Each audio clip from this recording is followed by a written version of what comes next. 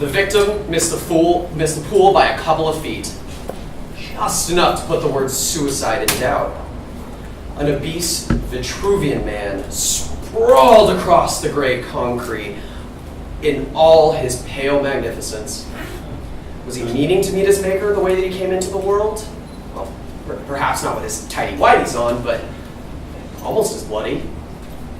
Maybe he was just looking for a midnight dip, and maybe he just missed. Probably wasn't that great at jumping. I mean, God knows with that figure, he wasn't exactly the stuff of Olympic dreams. Shame. With the right regimen and dye of hair, crimson really did suit him, he might have passed for someone's Prince Charming one day. The police were there, or as there as they could ever be. They seemed to be settling in all right with their dime store coffees and equatorial waistlines. They'd given up, but then again, they didn't seem like they were trying to begin with. A jumper, Jimmy, the black one with the pedophile mustache, offered. All there is to it. John Doe, I asked, trying to add something to tomorrow's paper other than fat man jumps to his death. He nodded. The only other people on the scene were the Mexican, Latino family running the place. The wife looked disturbed, though not as if she hadn't seen anything like this before. I'm sure she saw a lot worse than Juarez. The husband, who I guess had a name like Mario, he just looked annoyed. What a waste of a good customer. He didn't really care for IDs so long as they paid in advance. And this guy had paid for a week's worth. He could have been a permanent transient, looking to save from now until the end of time. I would have paid for Pedro's first year at a technical college. Pedro, standing next to his daddy, full of excitement in the world. This was probably the most riveting thing to happen in all of his life, except for when Taco Bell started selling Doritos-flavored tacos. This was the stuff of college applications. He's scarred. He's not just an immigrant story anymore. He overcame a traumatic experience in his youth and still got good grades at the inner city slum they call a high school. He's probably going to Harvard now. A corporate job, the whole shebang. Might get himself a Prius and a white picket fence. The American dream, papi. The other officer, who happened to be a Latino living in a different sort of American dream, pointed me into the staircase in the hallway that led to the propulsion site. Room 206. Yellowing, but clean enough. And no real sign of dishevelment. The only hint of occupancy was a wad of cash on the table next to a brass money clip. Which really raised the question, why even have a money clip if you're just going to roll your bills like a drug dealer?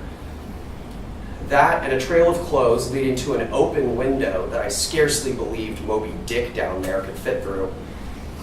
A flannel shirt, fashionably tattered jeans, and a tweed blazer that looked a bit too good for this part of town.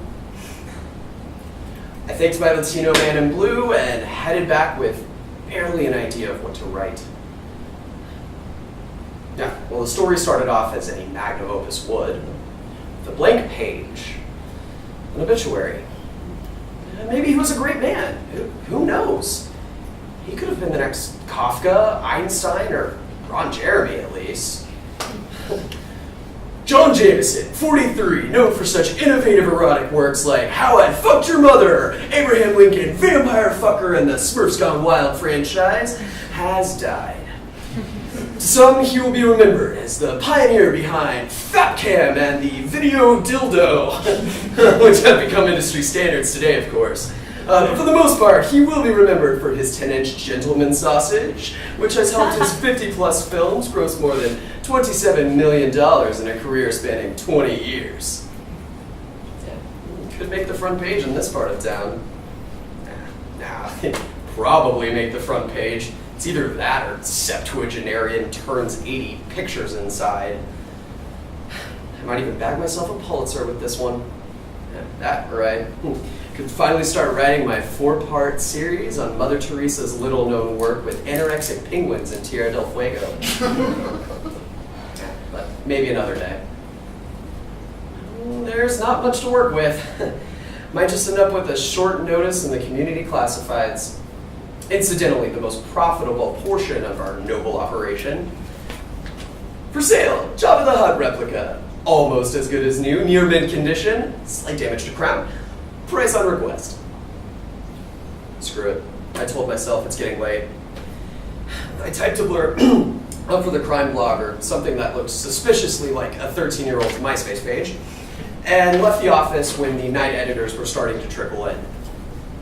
I said hi and bye to the one I could tolerate and headed across the street to the sad excuse for a neighborhood bar that was berries. This glorious, wood-laden establishment was the brainchild of a baseball reporter of some repute at our periodical. Minor leagues, of course. Covered the minor leagues for a minor paper of a minor town in the valley. The place was cleared out, which wasn't surprising.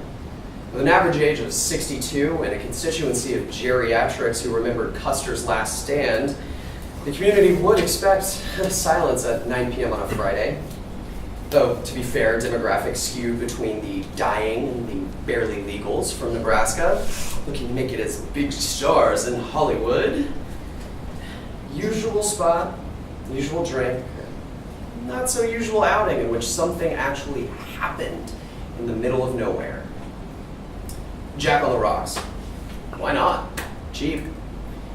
Only a tenth of my salary this day. Golden-haired gal, maybe a woman a few years in, had sat beside me, or was sitting there to begin with.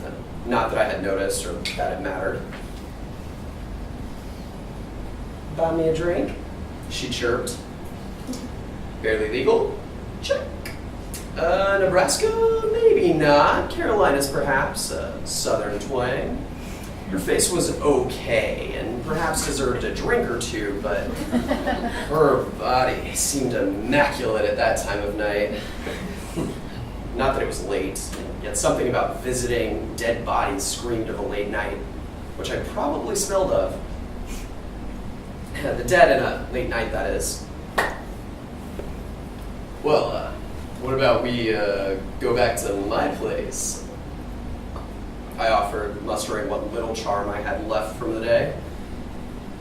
She smiled at me like a first-time hooker with a heart of gold. That girl from high school chemistry, who thought I was cute, and whom I thought was pretty cute too, but I could have done better. Whatever he's having. She beckoned to the barkeep with equal measures of veiled rejection and delayed gratification, which certainly didn't make her any less attractive, but nor did it bring me any closer to concluding this longest of twilights.